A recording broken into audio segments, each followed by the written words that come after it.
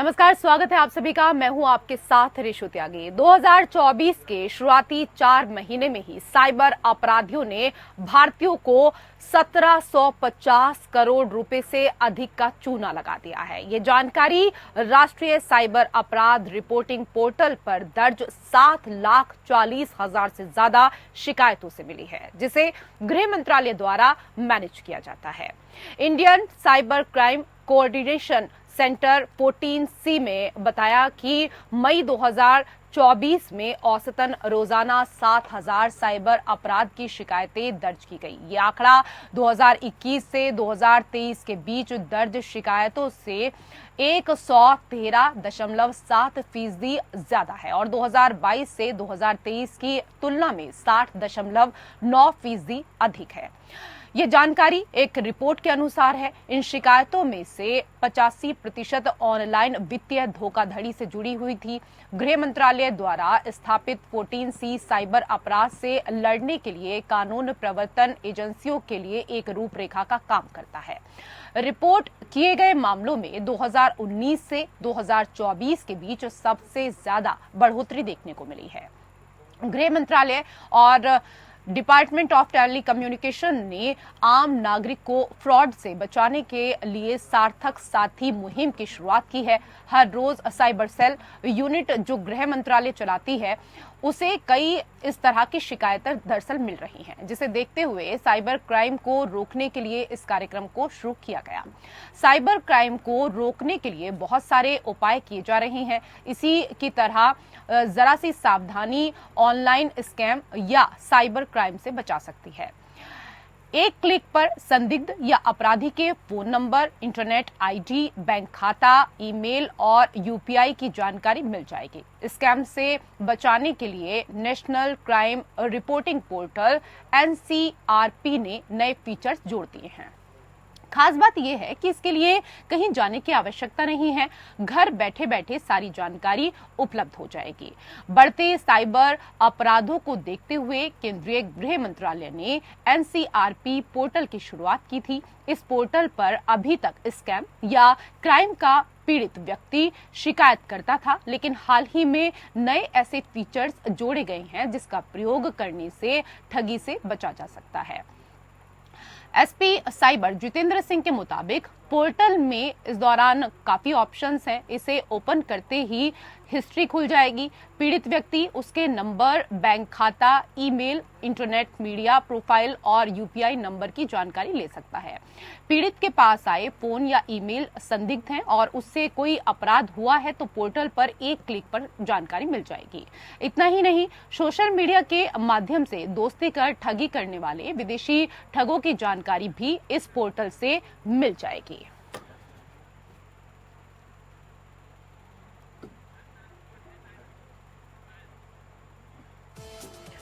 तो cyber crime में लगातार बढ़ोतरी होती जा रही है। 2019 में 26,000 से ज्यादा शिकायतें दर्ज की गई थी। 2020 में 2,57,777 मामले दर्ज हुए। 2021 में 4,52,414 मामले दर्ज किए गए। इसके साथ ही 2022 में 9,66,790 मामले सामने आए। 2023 में 15,56,218 मामले दर्ज किए गए। 2024 के पहले 4 महीने में 7,40,957 शिकायतें दर्ज की गई। 2023 में इन्वेस्टमेंट फ्रॉड की 1 लाख से ज्यादा घटनाएं सामने आई। 2024 के शुरुआती 4 महीने में 4,599 मामलों में डिजिटल धोखाधड़ी के मामले सामने आए। 4,599 मामलों में 120 करोड़ रुपए का नुकसान हुआ।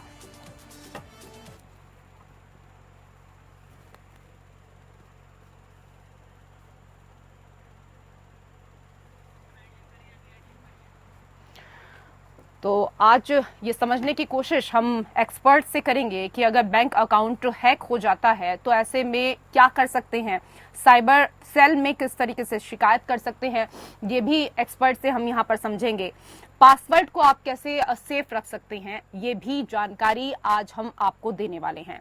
इसके साथ ही जब आप ऑनलाइन ट्रांजैक्शन करते हैं तो कौन कौन सी ऐसी चीजें हैं, कौन कौन सी ऐसी सावधानियां हैं जो आपको बरतने की आवश्यकता है, ये भी जानकारी आज आपको एक्सपर्ट देने वाले हैं। इसके साथ ही ऑनलाइन धमकी मिलने या फिर ब्लैकमेल अगर आप हो रहे हैं तो ऐसी स्थिति में आप क्या कर सकते हैं, ये भी आपको आज एक्सपर्ट यहां पर बताएंगे।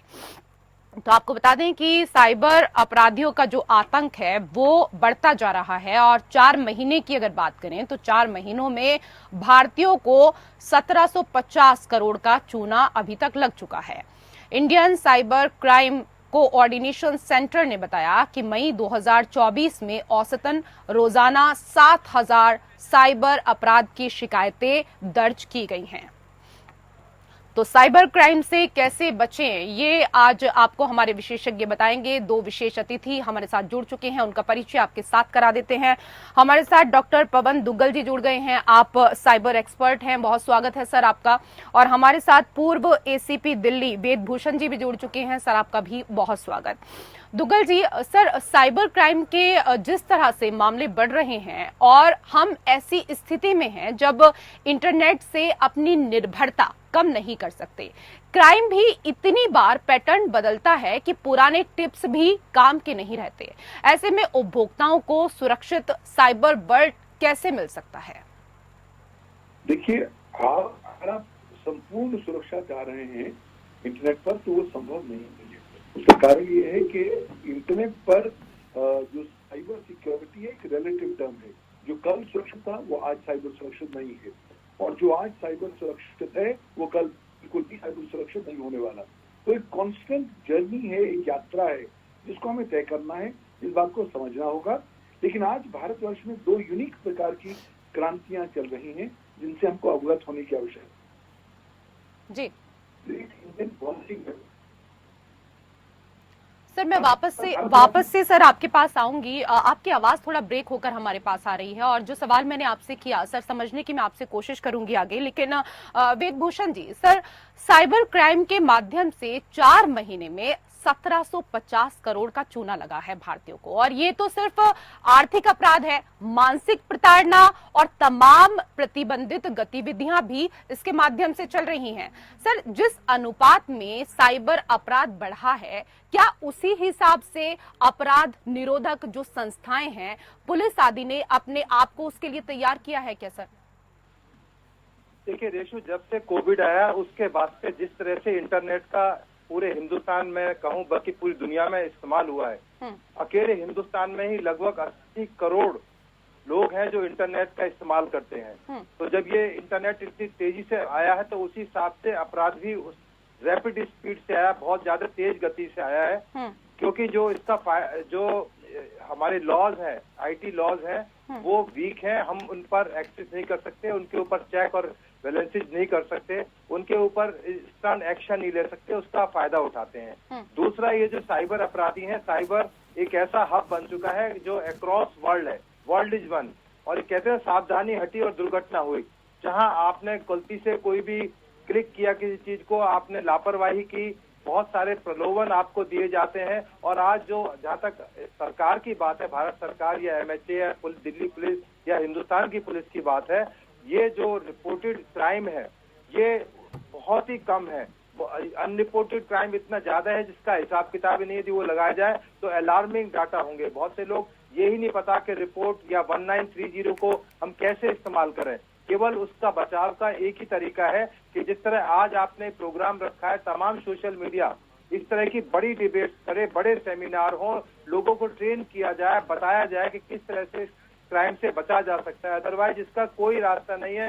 कितनी भी आप पुलिसिंग कर लीजिए, कितने भी आप लोगों को बता दीजिए, जब तक आप अवेयरनेस नहीं लाएंगे कि किस तरह से बचाव किया जाए, अननोन नंबर को ना उठाया जाए। अभी रिसेंटली एक नया ट्रेंड आया है +92 नंबर से, जो दुबई का नंबर है, वहां से कॉल आ रही है कि आपके बेटे को पुलिस ने अरेस्ट कर लिया, बाकायदा पुलिस की यूनिफॉर्म में एक आदमी आपको नजर आएगा, वो आपसे रैंसम कॉल करेगा, आपको कॉल काटने का मौका भी नहीं देगा, बोलेगा अभी पैसे डालिए, 40,000 रुपए डाल दीजिए। कल का ही इंसिडेंट में बता रहा हूँ, उसको इतना फोर्स कर दिया, वो आदमी इतना डर गया, उसने मुझे फोन किया कि मैंने 10,000 रुपए डाल दिए। मैंने कहा आपके पैसे तो गए, आप 1930 पर कॉल कीजिए और जो आपका अपना थाना है वहाँ रिपोर्ट कराइए। तो इसका एक ही तरीका है, केवल अवेयर किया जाए, क्योंकि जो इंटरनेट के यूजर्स हैं आज गांव देहात शहर दिल्ली मेट्रोपॉलिटन तमाम जगह है, और सबसे बड़ी ताज्जुब की बात है पढ़े लिखे लोग जो तमाम चीजों को जानते हैं समझते हैं, उसके बावजूद भी इस तरह के छल कम के आ जाते हैं। बिल्कुल सही आपने कहा सर, पढ़े लिखे लोग ज्यादा शिकार इसका हो रहे हैं, ये तो हम देख रहे हैं। लेकिन डॉक्टर पवन दुग्गल जी, सर जो मैंने आपसे प्रथम सवाल किया था उस पर तो आप मुझे जवाब दीजिएगा ही और हमारे दर्शकों को भी। इसके साथ ही सर ये भी बताइएगा कि इंटरनेट के अधिकतर उपभोक्ता उसके लाभ जोखिम और सावधानियों से अवगत नहीं है, उनके लिए कोई सामान्य टिप्स जिससे कि वो साइबर क्राइम से बचे रहें? सर आवाज मिल पा रही है आपको? चलिए लगता है आवाज नहीं पहुंच पा रही है, संपर्क साधने की कोशिश हम फिर से करेंगे। लेकिन वेदभूषण जी सर, क्योंकि आप थोड़ा हमारे दर्शकों को भी यहाँ पर समझाइए, इससे पहले भी आप समझा रहे थे कि अवेयर होना बहुत ज्यादा जरूरी है, क्योंकि साइबर क्राइम के जो विक्टिम हैं वो किस तरह से पुलिस से संपर्क कर सकते हैं और कैसे वो इन चीजों से बच सकते हैं, ये समझना चाहेंगे आपसे। देखिए रेशो 1930 एक हमारा इंडिया का तमाम प्लेटफॉर्म के लिए इस्तेमाल के लिए नंबर है, वहां पर आप अपनी कंप्लेंट दर्ज करा सकते हैं कि मेरे साथ इस तरह से साइबर क्राइम हुआ है। उसके अलावा दिल्ली नहीं पूरे हिंदुस्तान में हर स्टेट पुलिस के अंदर सेंटर लेवल पर MHA लेवल पर सेल बनाए गए हैं साइबर क्राइम को डील करने के लिए। आप अपनी रिपोर्ट साइबर क्राइम में दर्ज करा सकते हैं, पर उसके लिए आपके पास में अवेयरनेस होना जरूरी है कि मुझे किस प्लेटफॉर्म पर किस तरह से अपनी कंप्लेंट करानी चाहिए, क्योंकि इसमें बहुत तरह के क्राइम होते हैं। एक्सटॉर्शन का क्राइम है, बैंकिंग से रिलेटेड क्राइम है, इंश्योरेंस सेक्टर से रिलेटेड क्राइम है, और कुछ इस तरह के क्राइम है जो बिल्कुल ही डिफरेंट एक प्लेटफॉर्म पर है। उसके लिए बारे में पुलिस में भी कोई इस तरह के कानून का कुछ प्रोविजन नहीं है, इसलिए पुलिस इस चीजों का फायदा तमाम इस तरह के लोग उठाते रहे हैं। इसके लिए चूंकि जो डाटा है आपका वो तमाम दूसरे कंट्रीज में है, सिंगापुर में है, अमेरिका के अंदर है, इंडिया की गवर्नमेंट का उनके ऊपर कोई कंट्रोल नहीं, क्योंकि आपके पास में अपना कोई सिस्टम नहीं है इंडिया के पास में। हमें तमाम फेसबुक गूगल व्हाट्सएप तमाम दूसरे कंट्रीज पर डिपेंड करना है, और उन्होंने अपने आप ही नहीं रखे, उन्होंने सिंगापुर में रखे हैं, दूसरे कंट्रीज में रखे हैं।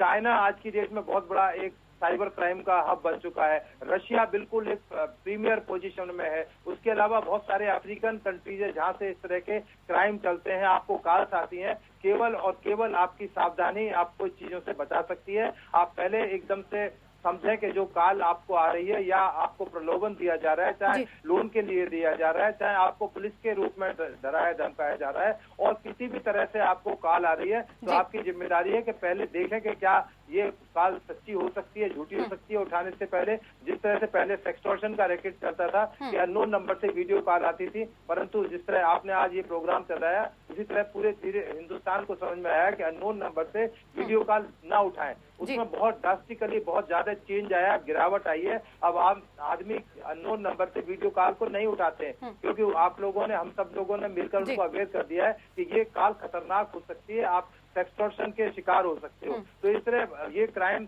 अछूता नहीं है। आपने देखा होगा इसरो के अंदर, एम्स के अंदर, रेलवे के अंदर, बैंकिंग के अंदर, मतलब इसरो इतना बड़ा संस्थान 2019 में तमाम उसका डाटा हैक कर लिया गया। एम्स का डाटा दो बार हैक हो चुका है, और बाकायदा वो रैंसम कॉल करते हैं, सरकार से निगोशिएट करते हैं। हम और आप तो छोटी चीज है। तो इस तरह के जब हालात पैदा हो जाएं तो केवल मैंने जो पहले कहा था कि सावधानी ही इसका एक रास्ता है। बिल्कुल सही कह रहे हैं सर, आपकी सावधानी ही बचा सकती है। लेकिन सर क्योंकि इंटरनेट कहने को तो आभासी दुनिया है, लेकिन उसके प्रभाव और दुष्प्रभाव दोनों आभासी नहीं है, जबकि इंटरनेट यूजर का अलग ही कंफर्ट जोन है।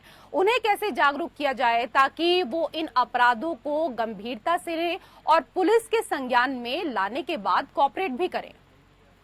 आप बिल्कुल देखिए, इसमें कई तरह के कॉम्प्लिकेशन है इशू, क्योंकि एक सबसे बड़ा पुलिस के सामने सवाल होता है जुरिडिक्शन का, क्योंकि ये कॉल्स डिफरेंट लोकेशन से डिफरेंट प्लेसेस से आ रही होती हैं, और आदमी कहीं मूव कर रहा है, कहीं गांव में रह रहा है, दिल्ली में रह रहा है, शहर में रह रहा है, तो कहते हैं पुलिस पे सबसे बड़ी प्रॉब्लम होती है जुरिडिक्शन कैसे फिक्स हो। उसके लिए सरकार को भी कुछ ऐसा कानून का में प्रोविजन करना चाहिए कि कहीं भी आपके आप प्रसाद क्राइम हो वो आप रिपोर्ट कर सकें। 1 जुलाई 2024 से जो नया कानून लागू हो रहा है उसमें इस तरह का प्रोविजन किया गया है कि आप कहीं भी अपनी कंप्लेंट को, चाहे वो साइबर से रिलेटेड है या ट्रेडिशनल क्राइम है, आप रिपोर्ट कर सकते हैं। बाद में पुलिस इन्वेस्टिगेशन के बाद में दूसरे पुलिस स्टेशन से दूसरे प्लेटफॉर्म को ट्रांसफर कर सकती है। परंतु 1 जुलाई से पहले हमारे पास कोई इस तरह का साधन नहीं है, तो पुलिस भी अपने डिले डिलाइंग टैक्टिक्स अपनाकर किसी तरह से, क्योंकि इसके बारे में पुलिस को भी प्रॉपर ट्रेनिंग की जरूरत है जो कि अब तक नहीं दी गई है। तमाम जो जुडिशियल ऑफिसर्स हैं वो भी बहुत सारी चीजों से अनभिज्ञ हैं। दुग्गल जी आपको बताएंगे कि किस तरह से जो साइबर की जो नॉलेज है वो एक आम पुलिस ऑफिसर को नहीं है, जो उसकी ट्रेनिंग का पैटर्न है, जो उसको दिनचर्या उसकी होती है, उसमें साइबर क्राइम बहुत ज्यादा अहमियत नहीं रखता है। परंतु आने वाले टाइम में ये तमाम चीजें एड्रेस की जा रही हैं, सरकार के लेवल पर एड्रेस की जा रही हैं, पुलिस के लेवल पर, कोर्ट की अदालत के लेवल पर की जा रही है। जो डिजिटल एविडेंस है उसको अब सरकार मान्यता दे रही है। पहले इस तरह की मान्यता नहीं थी, सुप्रीम कोर्ट ने धीरे धीरे उसको कानून में एक तरह से कहे कि एक उसमें लाकर रख दिया कैटेगरी में। और अब सरकार ने 1 जुलाई 2024 से जो नया कानून आ रहा है उसमें बाकायदा जो भी डिजिटल एविडेंस होंगी वो कोर्ट में स्वीकार होंगी, उनके ऊपर सजा भी हो सकती है और ट्रायल भी हो सकता है और कन्विक्शन भी हो सकती है। तो तमाम चीजें आने वाले टाइम में ये जरूर एड्रेस होंगी। और बल्कि इसी क्षेत्र में नहीं, आप देखें कि न्यूक्लियर जो कितनी सेंसिटिव चीज होती है उन तक इस तरह के मैलवेयर अटैक्स होते हैं, किस तरह से लोगों को रैंसम कॉल आती है, तो इस तरह की चीजों से अवेयर रहना चाहिए। बिल्कुल, कई महत्वपूर्ण बिंदुओं पर सर आपने यहाँ पर प्रकाश डाला। दुग्गल जी, आपसे समझना चाहेंगे सर कि इंटरनेट के अधिकतर उपभोक्ता उसके लाभ, जोखिम और सावधानियों से अवगत नहीं है, उनके लिए कोई सामान्य टिप्स जिससे वो साइबर क्राइम से बच सके? कुछ सामान्य टिप्स जिसके माध्यम से उपभोक्ता साइबर क्राइम से बच सकते हैं इस प्रकार से। पहली बात, आज समय आ गया है कि हम अपने मस्तिष्क में डिस्ट्रस्ट और मिसट्रस्ट की भावना को जागृत करें। जो चीज देखें उस पर तब तक विश्वास न करें जब तक कि हम स्वतः इंडिपेंडेंट रूप से उसकी पुष्टि न कर पाए।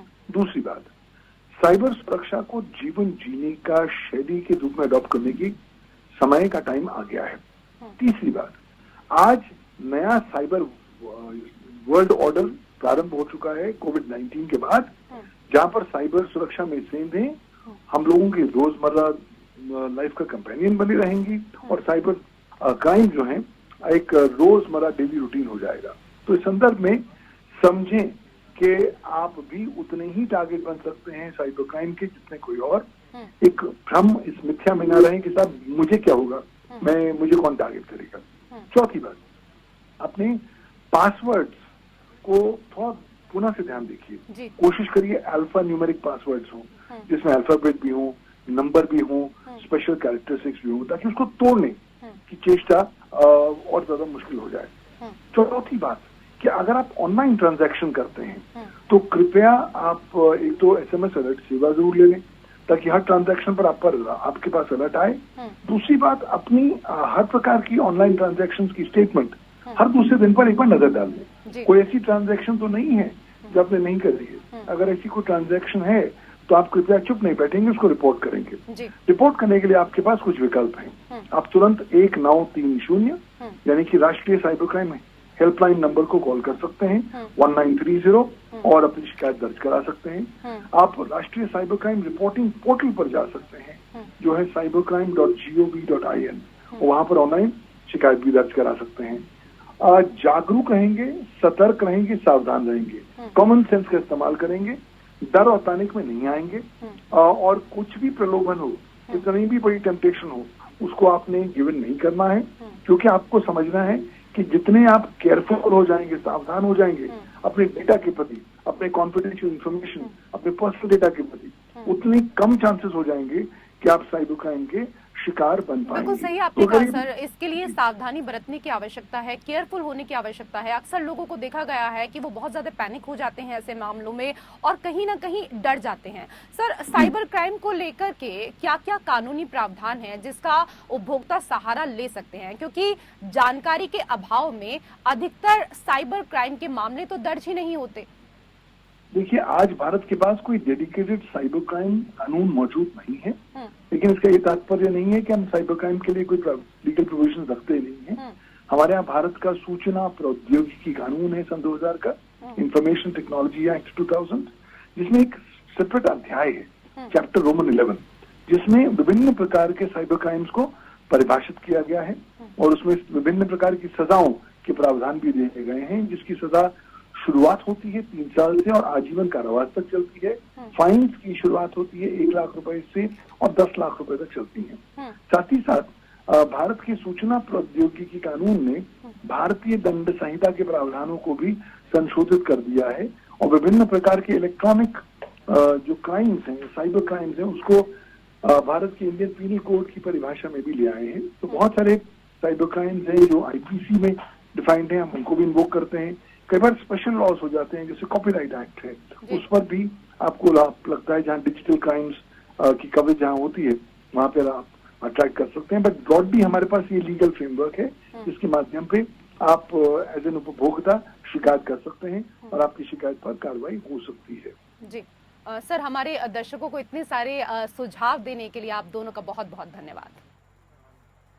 और इसी के साथ हमारी विशेष पेशकश में फिलहाल इतना ही। नमस्कार।